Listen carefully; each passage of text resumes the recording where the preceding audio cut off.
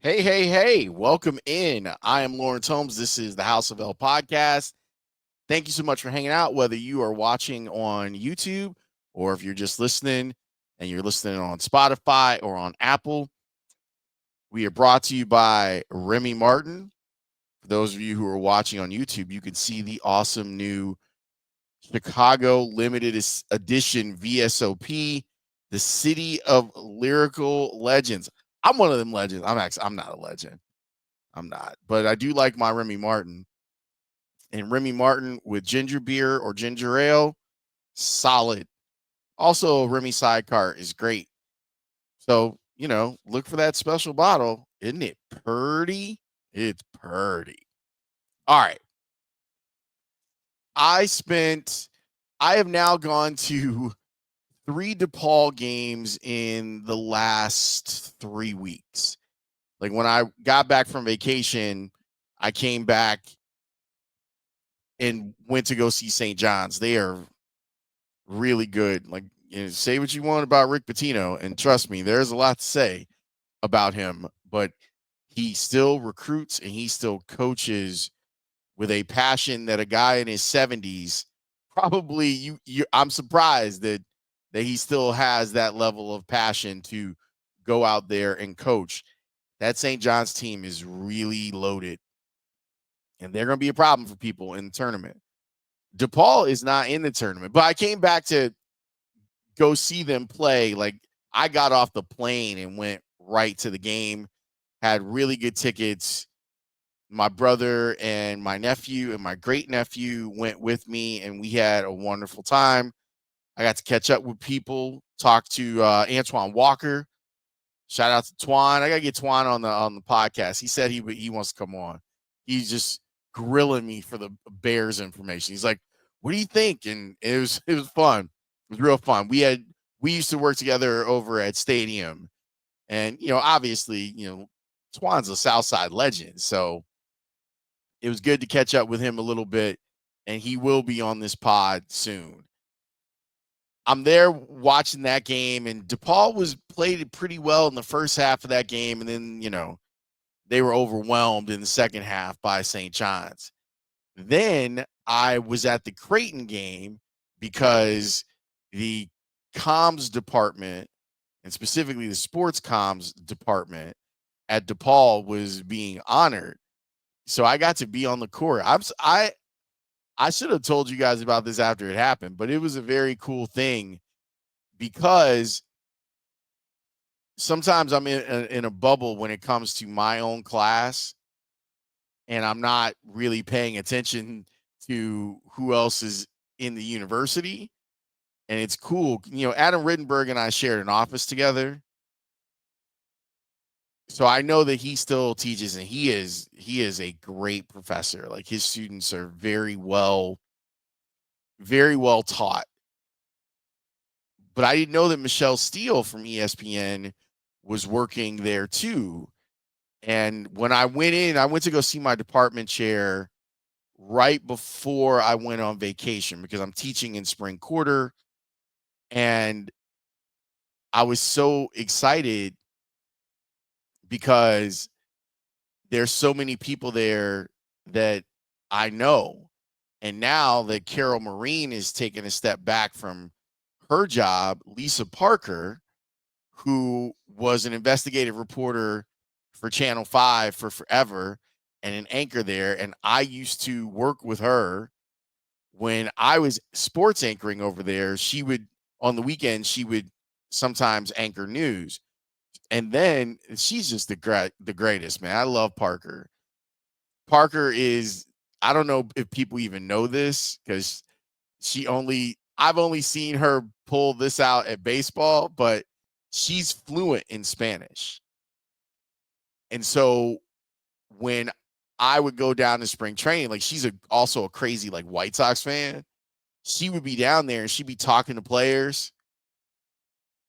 It is great. And so her photog Ron, shout out to Ron, they're doing work now, and taking over where Carol Marine and Don Mosley left off over at DePaul. So it's a murderer's row of really talented people who work in the industry that are working over at DePaul. But we got honored. So we were able to go down onto the court and wave and say hi at the under 8 timeout during the Creighton game. And then on a lark, I was like, it's the last game of the season. They had just won a game, and I'm like, I'm gonna go see if they can win a couple in a row. And they're playing Georgetown, who they had beaten already in the season. And I was very happy to see DePaul continue to compete through the end of the regular season. They won the game, and now they play Georgetown in the Big East tournament Wednesday night. In fact, Speaks and I are going, our show is going to be shortened because the tip-off of that game, I think, is 5:30. So our show Wednesday is going to be a little bit short. And I couldn't be happier. Look, I'm not here to lie to you. It's my alma mater. It's a place where I pick up a paycheck. They're not good, but they're better, and they're competitive. And when in the last few years have you ever heard this idea, this concept?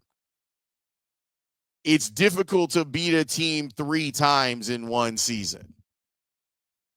And talking about DePaul being the team that's trying to do the beating instead of being the team that's getting the beating. I love this. Let me tell you something. Let me go get into my meatball for just a little bit here. Wintrust Arena is great. It seats 10,000 people. There weren't 10,000 people at the game on Saturday between DePaul and Georgetown. Georgetown's a fringe NIT team, and we'll see if things get better under Ed Cooley. But DePaul is a good matchup for them, and they frustrated Georgetown the entire game. Most of the fans, whenever I do go to games, the Villanova people, they roll deep here. I don't know why, but this is apparently a haven for Villanova graduates. Obviously, Marquette, that's easy. That's a 90-minute drive or whatever to get down to Wintrust Arena and like blood rival. The Georgetown people were obnoxious. Like, for the most part, when I go to games now, like at this point, I'm super chill. I'm just in the cut. Like, I just want to watch the game, see what areas I can talk to students about. If I'm sure that there are a bunch of students that were working on the broadcast or doing photography that I'm going to interact with at some point. So I want to kind of see what they see. Student section was well represented. I like that very much. But the Georgetown people were, they're like us, but we've gone through the desert now for a lot longer than they have, and they are still holding on to some glory that their program no longer provides. Now, I like Ed Cooley. I think he's a really good coach. I also think he should have stayed at Providence. But I get it. It's Georgetown. They offered you the money. You should go there. Ed Cooley broke a dry erase board. He was so frustrated with what DePaul did. And that was the point where I decided that as a fan, I was going to start chirping back a little bit. And I was close enough for people to hear me. But I was really happy, man. Isaiah Rivera, I know there's only probably one game or maybe 2 left in the season for them, but that dude is a baller.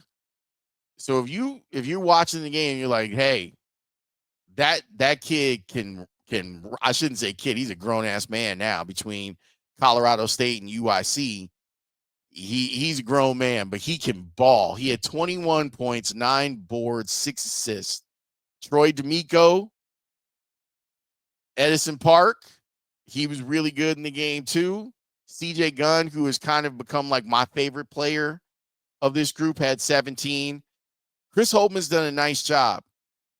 Here's where, and I know they've only won 13 games. Okay, they have a chance to win 14, maybe 15, depending on the matchup.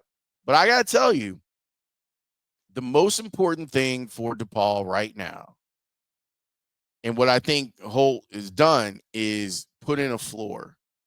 Like the floor has been put in now. And now I start looking, they have 2 4-star recruits coming in. One's a 7-footer next year. But they just needed someone to just put the floor in. So now I think we've got the floor. And now I think that it's okay to expect more going forward. Like next year should be a jump. And I know that they cleared out the roster from last year. They brought in all new people this year. They're going to have to kind of bring in new people next year. I understand that. But the NIT should be a minimum next year. And honestly, it's like the thing that would make people, DePaul fans, happy. Like, just get this back on the right road. But it was enjoyable. I had a good time. Some of you may have seen, if you followed me on social, I tweeted out a picture. Sylvie actually hit me up and he said, "Are you going to be at the DePaul game?" And I said, yeah. So he said, "Cool. The family's coming and want you to meet the family." So Sylvie and I have, since Jeff Dickerson's passing, JD was kind of like, "Hey, you two should be friends." Not that we were enemies. We were never enemies. We just, didn't really know each other. And for a long time in my career, Mitch Rosen would compare me to Sylvie, and it bothered me. It also motivated me. So it's one of those things that coaches do, right? So we've never really like hung out. And then a couple months ago, we have been kind of circling around each other about what we should hang out. Then I saw him at JD's event, and it was a good reminder. Then we got drinks and was just talking. It was good to talk to someone who's in the exact same spot I'm in about kind of what you want, how to do the job, to be able to pick each other's brains. I thought was really good. And I think a real friendship is kind of forming. So I took a picture with him and said, "Hey, this fan asked me to take a picture with him." And it was cool. Like, we had a really good chat during halftime, and we're going to hang out more. And it's funny to see people, like when we had dinner, this dude saw the two of us, and it was like right after the show, because we met up at Stated Lake, because their studio's right there and our studio's like a block away. So we met up, and when he came and sat down, this dude looked over and he was like, "What's happening?" And I said, "We're working on something." I'm going to get Sylvia on the pod. We're going to have a good time. But it was great to see him and meet his family. He got a really cool family, a bunch of good kids, and his wife is very nice. And we got to talking about Arizona and Montreal and all that good stuff. But I've never been out on DePaul basketball. It is my first love. I'll never not care about DePaul basketball. Please beat these dudes again. Just not even the kids. Like the kids on Georgetown team are fine. They're good players. They're respectful. They listen to their coach. I need it because their fans are awful. I need it out because I want to say on Thursday morning or Wednesday night after the game, they can Hoya Saxa their asses back to DC. You know that line from what movie is from School Days, where Giancarlo Esposito is like, "I am from Detroit, Motown, and you can Watusi your ass back to Mother Africa." That's the energy that I feel with Georgetown fans. You can Hoya Saxa your ass back to DC. You can get the go-go music going and everything. I hope DePaul takes care of business. And Isaiah Rivera, shout out to you, man. Your career has been great, even though it's just this year. It's been great. And he can ball. So if you're looking for a player to get excited about the type of player that Chris Holtmann is bringing in, watch Isaiah Rivera ball against Georgetown on Wednesday. And hopefully they can Hoya sacks of their asses back to DC. That's it. I'm done. Peace to everyone except for Georgetown fans.